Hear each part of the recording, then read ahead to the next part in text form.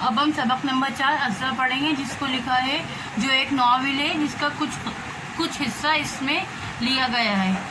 2-3 عورتیں باتیں کرتی تیزی سے اس کو دھکا دیتی گزر گئیں۔ ساڑی کا پلو زمین پر جا گرا، پرس ہاتھ سے چھوٹ گیا۔ اس نے غصے سے انہیں گھورا، ساڑی درست تھی، پرس اٹھایا، کافی کے کاؤنٹر پر پیسے رکھے اور ویٹنگ روم میں آ گئی۔ آیا نے اسے دیکھتے ہی ایک آرام کرسی کو جھاڑن سے صاف کیا۔ میم صاحب تھکی ہوئی لگ رہی ہو، لیٹ جاؤ۔ بیچاری غریب عورت 1 روپے کے لیے کتنی شکر گزار ہے۔ اس نے کرسی پر لیٹ کر آنکھیں بند کر لیں۔ یہ 2 گھنٹے کیسے کٹیں گے؟ جسم شل تھا مگر نیند آنکھوں سے کوسوں دور تھی۔ مطلب جسم شل تھا، مطلب تھکاوٹ بہت زیادہ تھی، اس کے بعد بھی اس کو نیند نہیں آ رہی تھی۔ پپوٹے بند تھے مگر ذہن میں پھر ماضی کے دریچے کھلتے جا رہے تھے۔ آنکھیں بند تھیں مگر پھر بھی اس کا جو دماغ تھا اس میں پچھلی باتیں چل رہی تھیں۔ وہ کیوں چلی گئی تھی پاپا کے ساتھ؟ اس نے کیوں یہ نہ سوچا کہ جس باپ نے 16 برس تک اسے بھلائے رکھا، 20 برس اس کی ماں کو روحانی کرب میں مبتلا رکھا۔ کرب مینس ہوتا ہے تکلیف میں۔ اسے وہ گہری سچی محبت جو ایک بیٹی کا حق، جو باپ کی فطرت ہے، کیسے دے سکے گا؟ بیٹی بھی اسے وہ راحت، وہ پیار، وہ اپنائیت کیسے محسوس کرا سکے گی جو باپ کو ملنی چاہیے؟ مگر 16 برس کی نا تجربے کار عمر میں یہ سب باتیں کون سوچ سکتا ہے؟ پھر علی بھیا، خالہ اماں اور خالو ابا، سب کی یہی مرضی تھی کہ وہ باپ کے ساتھ چلی جائے۔ صرف زہرا باجی کہتی رہیں کہ ہمراہ کا جی وہاں نہیں لگے گا، یہ ان لوگوں میں نہیں کھپ سکے گی، مطلب اس کا مزاج ان لوگوں کے ساتھ نہیں مل پائے گا، ہمراہ کو یہیں رہنے دو۔ مگر ان کی بات کو سہیلی کی محبت سمجھ کر ہنسی میں اڑا دیا گیا۔ یہ کون جانتا تھا کہ انہی کی بات ٹھیک تھی، وہ کبھی اپنے باپ کے گھر کا ایک فرد نہیں بن سکی۔ مانا کہ وہ بیٹی کا بہت خیال رکھتے تھے، اس کو دنیا بھر کی چیزیں لا کر دیتے، سارے یورپ کی سیر کرائی، آکسفورڈ میں تعلیم دلائی۔ ماما نے بھی کوئی برا سلوک نہیں کیا، وہ تینوں بھائی بہن تو بچے ہی تھے۔ بڑی جلدی وہ اپنی ہندوستانی بہن سے مانوس ہو گئے۔ وہ بھی ان لوگوں کے محبت میں اپنے آپ کو کھونے کی کوشش کرتی رہی۔ شروع میں تو لگتا تھا کہ اسے سب کچھ مل گیا، نئی جگہ، نئی چیزیں، نئی زندگی، راحت اور آسائش، مگر پھر سال اندر ہی ہر چیز سے جی اوب گیا۔ پاپا کی باتیں اوپری لگتی، امی کی محبت کا کیا ذکر، خالو ابا کی محبت اور خلوص کی بھی جھلک نہ ملتی اس میں۔ ماما کی زندگی اور مصروفیتیں کتنی عجیب لگتی تھیں اسے، ان کی مردوں سے بے تکلف دوستیاں، پاپا پر ان کی ڈانٹ پھٹکار، ایسا لگتا تھا پاپا اطاعت گزار بیوی اور وہ جابر شوہر۔ اطاعت مینس ہوتا ہے فرما بردار۔ شاید قدرت نے امی کا بدلہ ان سے اسی طرح لے رہی تھی کہ وہ ہر وقت اپنی فرنگن بیوی کی زبانی جھوٹیاں کھایا کرتے، اور بند بیڈ روم میں تو جانے اور کیا ہوتا تھا، کتنے تکلیف دہ حالات تھے۔ وہ جب چھٹیوں میں گھر آتی تو سخت کوفت ہوتی، ہر بات کے باوجود اس کے باپ تھے، اسے ان پر بہت رحم آتا تھا۔ کیسے اس نے یہ 4 سال گزارے اس کا دل ہی جانتا ہے۔ وہ طے کیے ہوئے تھی، ڈگری لینے کے بعد وہ ہندوستان فوراً چلی جائے گی اور سکون سے وہاں رہے گی۔ اس کی زندگی کو سکون سے کیا واسطہ؟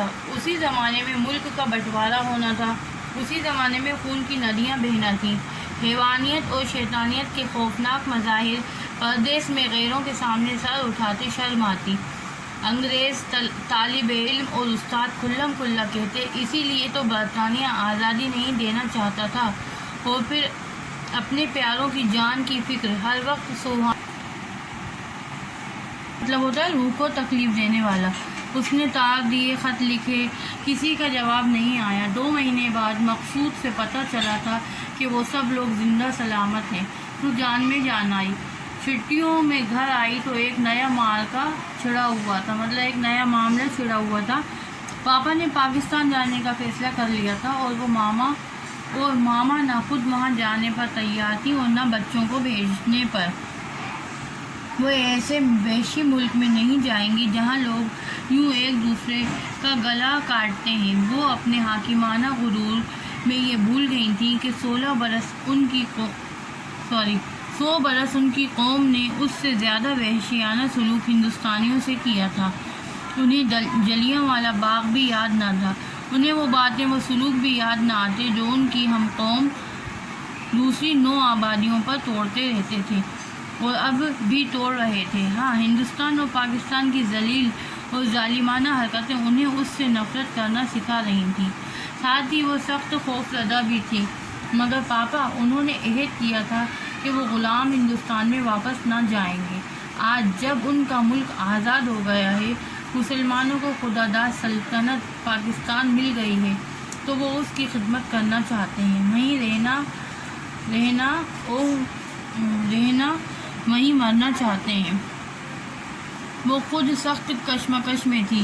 انگلستان میں تو رہنے کا سوال ہی نہ تھا، یہ دھند سے ڈھکا سرد برفیلا ملک، یہاں کے لوگ، یہاں کی زندگی، کچھ بھی تو اس کے مزاج، صحت اور طبیعت سے میل نہ کھاتا تھا۔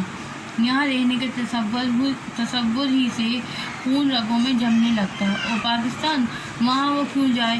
وہ اس کا دیس نہیں ہے، اس کا وہاں ہے بھی کون جانے۔ یہ پاپا کو یکایک پاکستان سے عشق کیسے ہو گیا تھا، یہ بھی پتہ نہ تھا کہ خالہ، اماں وغیرہ سب کہاں ہیں۔ زہرا باجی کی شادی، خالو ابا کی وفات اور علی بھیا کی منگنی کی خبر اسے ایک ساتھ ملی تھی۔ مدتوں وہ یہ نہ سمجھ سکی کہ اس کے دل کا کیا حال ہے۔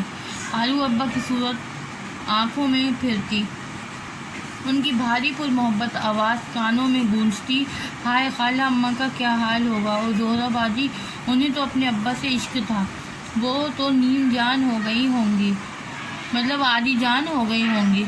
علی بھیا خود بیچارے دل کے اتنے کچے ہیں، کیسے ماں بہن کو سنبھالا ہوگا۔ اور ان کی منگنی، وہ بھی رضوانہ باجی سے، یہ کیا قصہ ہے خدایا۔ مقصود کسی طرف سے پاپا کے رشتہ دار تھے۔ پاپا ان پر شروع ہی سے حد سے زیادہ مہربان ہو گئے تھے اور وہ بھی پاپا سے بہت متاثر تھے۔ جانے اس چاہت میں کون سی غرض پوشیدہ تھی؟ بے غرض تو وہ کوئی کام کرنے والے تھے نہیں۔ جب دیکھو پاپا انہیں روپیے دیا کرتے تھے، فیس ادا کرتے، کپڑے بنواتے۔ آخر پاپا سے یہ حضرت روپے کیوں لیتے ہیں؟ اپنے وظیفے میں پورا کیوں نہیں کرتے؟ طالب علموں کی سی سادہ زندگی بسر نہیں کی جاتی؟ انگلینڈ کی سوسائٹی میں گھلنے ملنے اور فیشنیبل جینٹل مین بننے کا خط کیوں ہے؟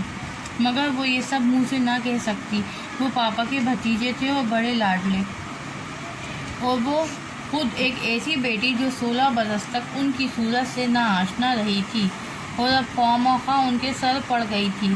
پاپا نے خیال اور محبت میں کوئی کمی نہ کی، مگر اسے ہمیشہ یہ محسوس ہوا کہ وہ سر پڑے کا سودا ہے، مطلب یہ کہ زبردستی ان کے پاپا کے گلے وہ پڑ گئی ہے۔ بی بی جی، دیر ہو گئی، تمہاری گاڑی نہ نکل جائے۔ اس نے چونک کر آنکھیں کھولی۔ آیا پاس کھڑی تھی، بہت سی اور عورتیں ویٹنگ روم میں آ گئی تھیں۔ گھڑی پر نظر ڈالی، اوہو، زہرا باجی کی گاڑی تو آنے والی ہی ہوگی۔ شکریہ مائی جی کہہ کر اس نے اپنی عنابی شال کندھے پر ڈالی اور تیزی سے پلیٹ فارم نمبر 9 کی طرف بڑھی۔ ذرا دیر میں گاڑی دڑدڑاتی پلیٹ فارم پر داخل ہوئی تو اس کے ہاتھ پیر اتنے بھاری ہو گئے کہ حرکت نہ کر سکی اور آنکھوں میں اتنا پانی آ گیا کہ کوئی صورت صاف دکھائی نہ دے رہی تھی۔